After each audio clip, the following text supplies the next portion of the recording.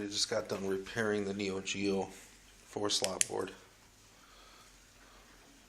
I had to add 6 jumper wires.